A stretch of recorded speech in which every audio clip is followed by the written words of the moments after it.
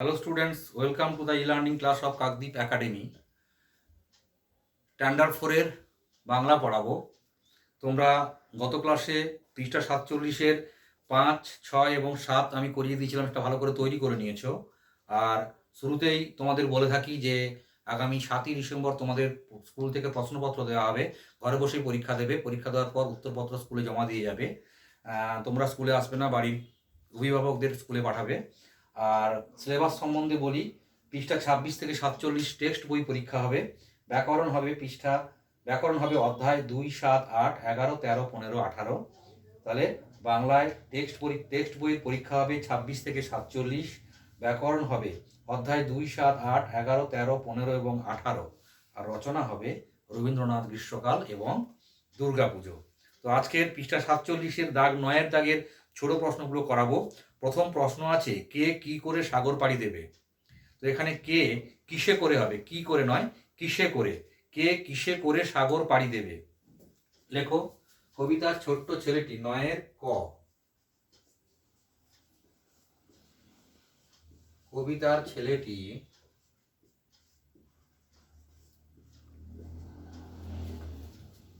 ময়ূরপঙ্খী বজরায় করে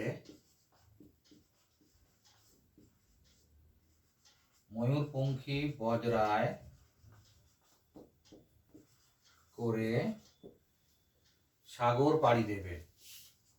লিখছো, সাগর পাড়ি দেবে। কবিতার ছেলেটি ময়ূরপঙ্খী বজরায় করে সাগর পাড়ি দেবে। খয়ের দাগে কি বলছে? তার বজরাটি কেমন? না, তার বজরাটি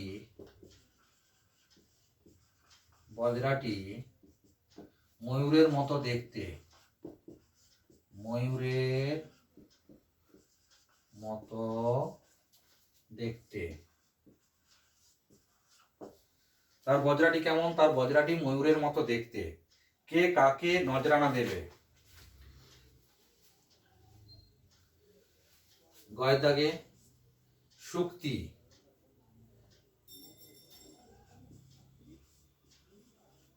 মানে ঝিনুক কবিতার ছেলেটিকে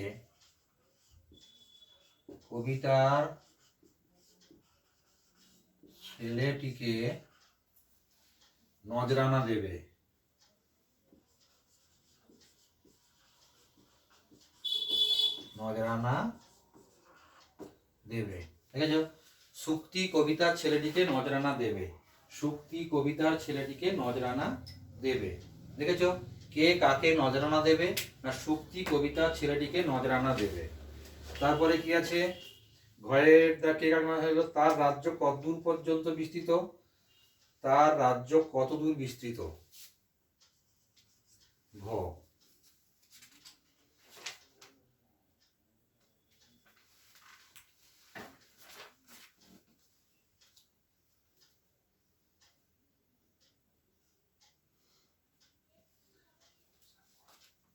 তার রাজ্য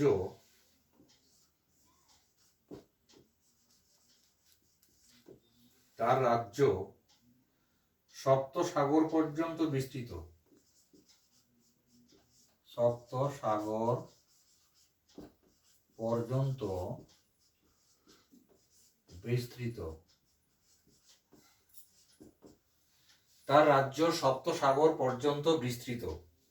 তার রাজ্য কতদূর বিস্তৃত? না, তার রাজ্য সপ্ত সাগর পর্যন্ত বিস্তৃত হয়েছে। সওদাগর কাদের ভয় পায় না? ওর দাগে দেখো, সওদাগর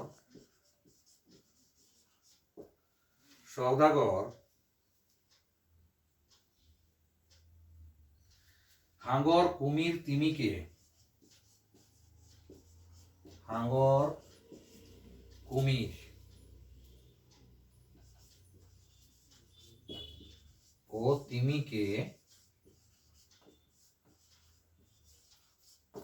ভয় পান না।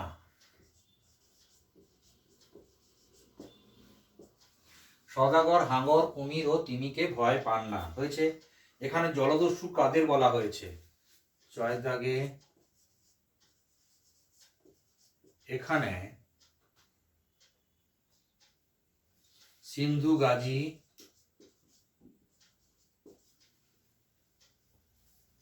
সিন্ধু গাজী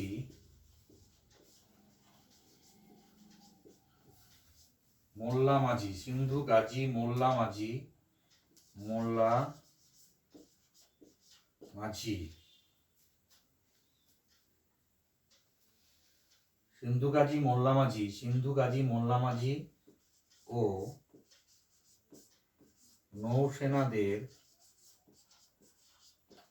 নৌসেনাদের জলদস্যু বলা হয়েছে।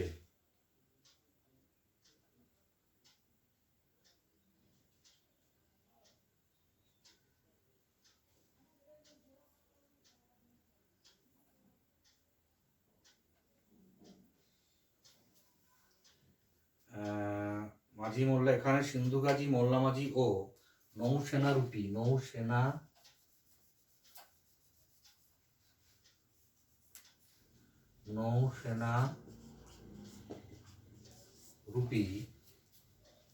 জেলেদের,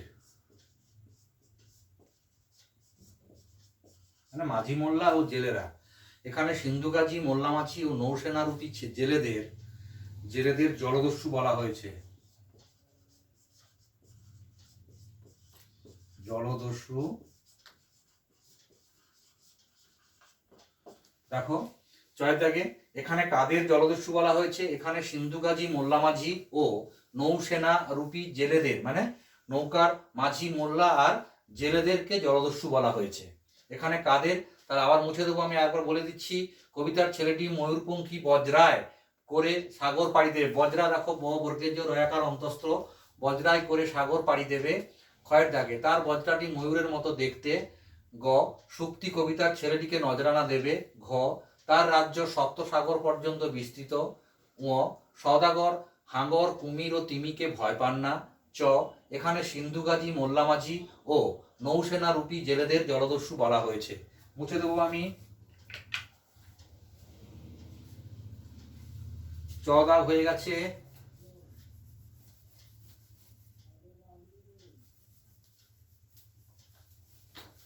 তারপরে ছ আছে, জলদস্যুদের জন্য কাদের পাহারায় রাখতে চান?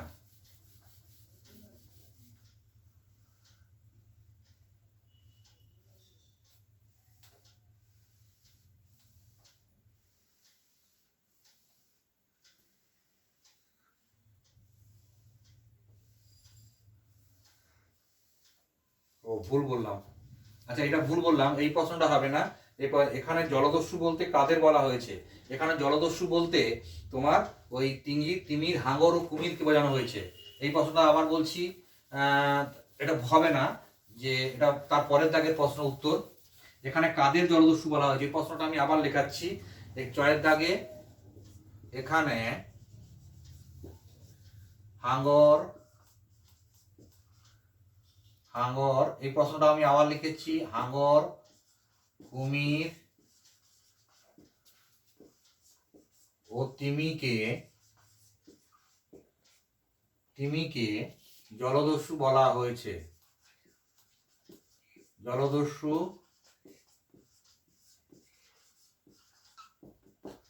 ওই যে প্রথমে যে লেখানো হয়েছিল জলদস্যু কাদের বোঝানো হয়েছে, ওই যে মোল্লা মাঝি আর নৌসেনারূপী জেলেদের, ওটা হবে না, এইটা হবে। এখানে হাঙ্গর কুমির ও তিমিকে জলদস্যু বলা হয়েছে।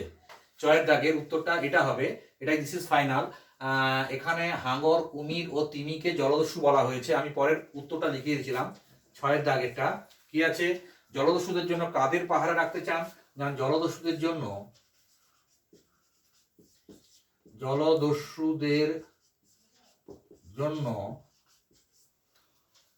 মোল্লা মাঝি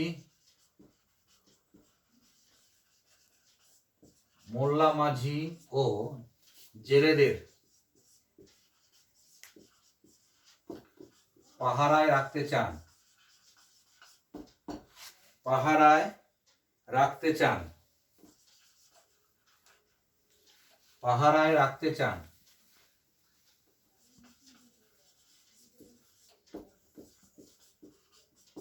হয়েছে? জলদস্যুদের জন্য কাদের পাহারায় রাখতে চান, তাহলে আমি চয়ের দাগটা আবার করাচ্ছি। দেখো এখানে জলদস্যু বলতে কুমির, হাঙ্গর ও তিমিকে বোঝানো হয়েছে। আর জলদস্যুদের জন্য মোল্লা মাঝি ও জেলেদের পাহারায় রাখতে চান। জেলেদের কে? জলদস্যুদের জন্য মোল্লা মাঝি ও জেলেদেরকে পাহারায় রাখতে চান। সওদাগর তার মাকে কি এনে দেবে? ছয়ের দাগে বর্গেজ দাগে সওদাগর তার মাকে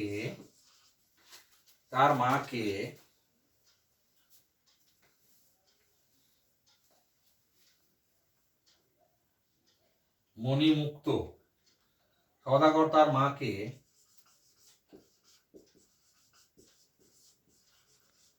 মণিমুক্ত এনে দেবে। সওদাগর তার মাকে মণিমুক্ত এনে দেবে। হচ্ছে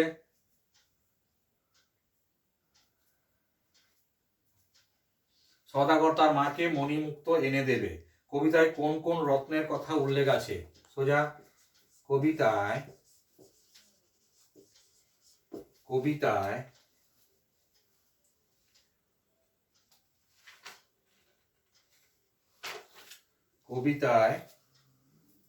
কোন কোন রত্নর কথা উল্লেখ আছে?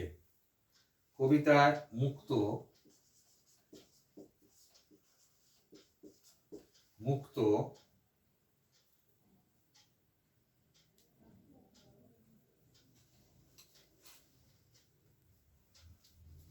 কবিতায় মুক্ত, লাল জহরত,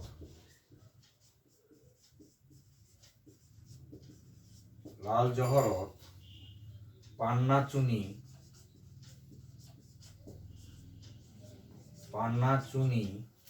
কবিতায় মুক্ত, লাল জহরত, পান্না চুনি প্রভৃতি রত্নের কথা উল্লেখ আছে। রত্নের কথা আবার বলছি, কবিতায় কোন কোন রত্নের কথা উল্লেখ আছে? না, কবিতায় মুক্ত, লাল জহরত, পান্না চুনি প্রভৃতি রত্নের কথা উল্লেখ আছে। কবি দেয়াল ভেঙে দেবে কেন? দাগে কবি সবার মাঝে